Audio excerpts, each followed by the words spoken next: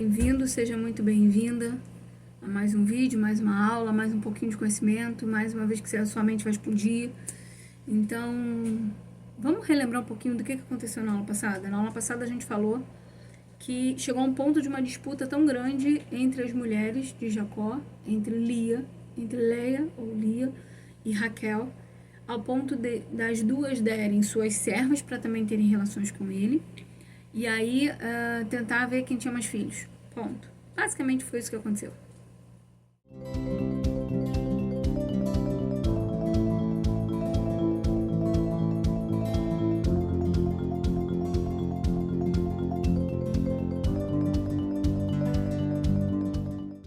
Levantar para você mais um ponto.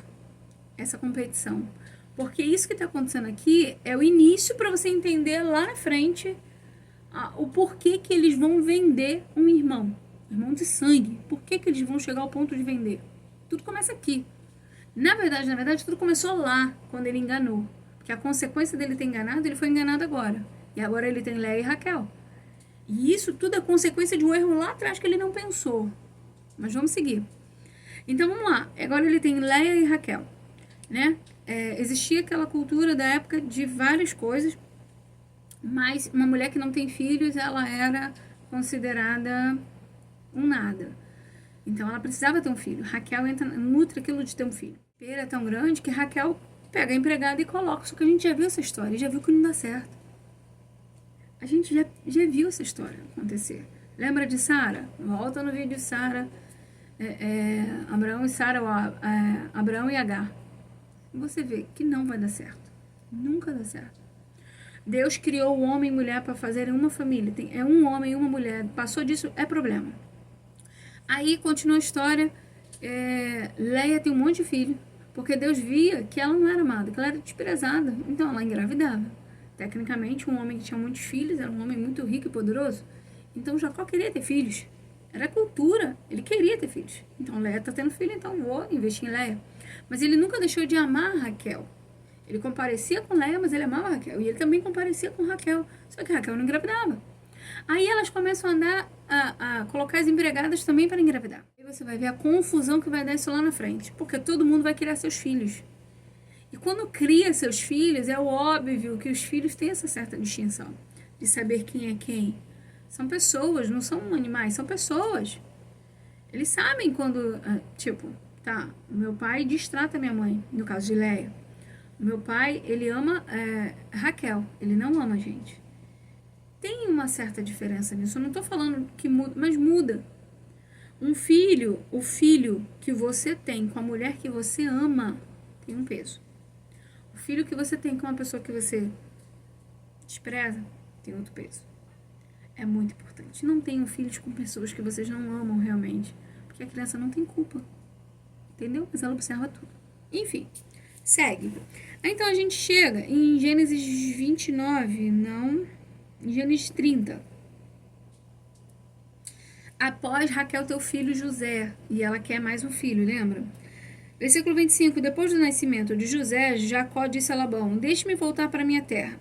Dê-me os meus filhos e as minhas mulheres, que eu ganhei trabalhando para o Senhor, e eu irei embora. Ele não pediu nada. O Senhor sabe muito bem quanto eu o tenho servido. Labão respondeu: fique comigo, por favor, pois por meio de adivinhações, fiquei sabendo que o Senhor Deus está me abençoando por causa de você. Diga quanto quer ganhar que eu pagarei. Jacó disse: o Senhor sabe como tenho trabalhado e como tenho cuidado dos seus animais. Antes de eu chegar, o Senhor tinha pouco, mas depois tudo aumentou muito. E Deus tem abençoado o Senhor em todos os lugares por onde eu tenho andado, mas agora preciso cuidar da minha própria família. Labão insiste: quanto você quer que eu pague? Jacó responde: não quero salário. Eu continuarei a cuidar das suas ovelhas se o Senhor concordar com a proposta que vou fazer.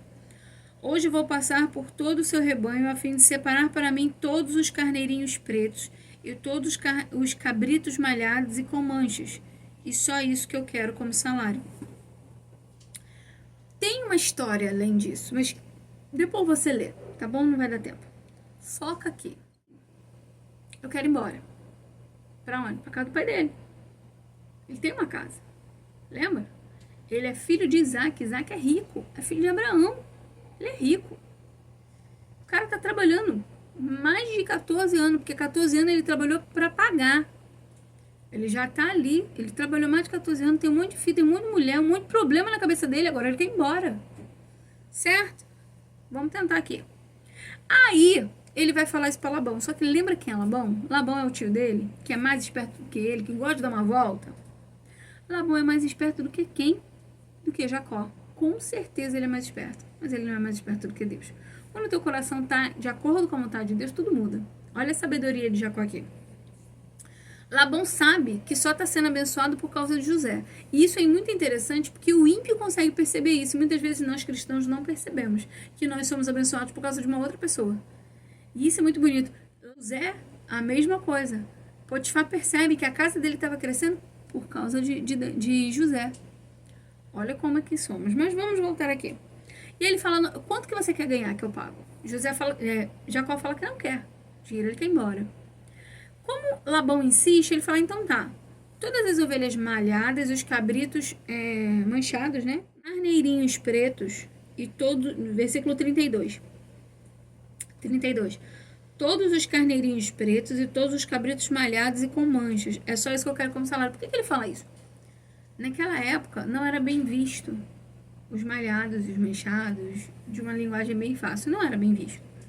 Inclusive você vê que para o sacrifício tinha que ser o branquinho, limpinho, sem mácula, sem mancha, sem nada. Ele pede a minoria, ele pede aquilo tipo assim, eu queria essa sobra aqui. Só que lembra que o tio dele era muito esperto? O que Labão faz? 34. Labão concordou dizendo, está bem, aceito sua proposta. Mas naquele mesmo dia Labão separou para si todos os cabritos que tinham listras ou manchas, todas as cabras malhadas e manchadas ou que tinham algum branco e todos os carneirinhos pretos. Ele os entregou aos seus filhos para cuidarem deles e se afastou. A uma distância de 3 dias de viagem. Traduz aqui para ficar embolou um pouco aqui. Ele pega, o que ele fala? Jacó acaba de combinar com ele. Então, o Jacó fala, amanhã eu vou passar por todo o... Calma aí. Jacó combina com ele. Amanhã eu vou passar por todo o território, vou ver quais são as manchadas e malhadas e vou levar. De boa? De boa, concordo com você. Tranquilo. Aí no mesmo dia Jacó sai, o que ele faz? Ele separa todas. E não tinha muito, mas ele separa todas. E faz o quê? Coloca 3 dias de distância para que Jacó não visse. Ele coloca os filhos dele para poder tomar conta. Ele passa a perna em Jacó mais uma vez. Só que aí...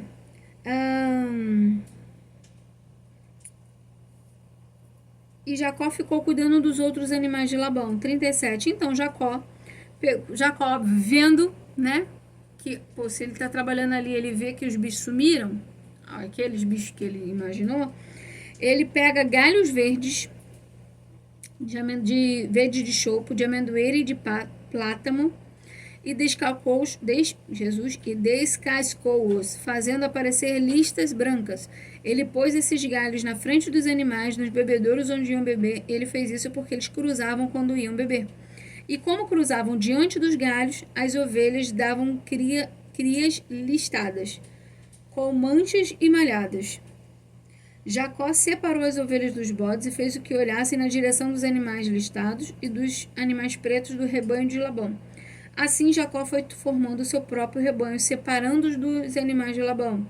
Quando os animais fortes estavam cruzando, Jacó punha os galhos das árvores na frente deles e dos bebedouros. Assim eles cruzavam perto dos galhos. Mas na frente dos animais fracos, Jacó não punha galhos. Por isso os animais fracos ficavam para Labão e os mais fortes ficavam para Jacó. Desse modo, ele ficou muito rico e chegou a ter muitas ovelhas e cabras, escravos e escravas, camelos e jumentos. Tá vendo? Labão tem toda a perna. Mas quando você está sob a direção de Deus, deixa eu te explicar uma coisa. Você acha que Jacó agiu errado? Você acha realmente que só da cabra ou do bicho e cruzar vendo uma imagem vai nascer? Tem um lado divino nessa história. Com certeza é o Senhor que deu essa ideia para ele. Como muitas vezes o Senhor também nos dá ideias. O problema é que a gente não põe em prática. E aí parece que não vou nem dizer que parece, é como se Deus mesmo colocasse uma outra pessoa para fazer. Quando você decide não obedecer, a outra pessoa faz dar certo, você fala, caraca, mas eu tive essa ideia. Teve, mas não obedeceu. Ah, eu pensei, pensou, mas não fez. A gente precisa ter mais comunhão com Deus, a ponto de ouvir a voz dele e entender quando é ele que está nos indicando algo. Jacó começa a fazer isso, você vê que ele fica mais rico do que fica com essa história. Confia naquilo que Deus coloca no teu coração. Próxima aula eu te encontro, porque Jacó vai ter que fugir de Labão. Não vai ter jeito. Só que tem um probleminha. Jacó vai fugir, mas alguém, ó, em Labão, bate.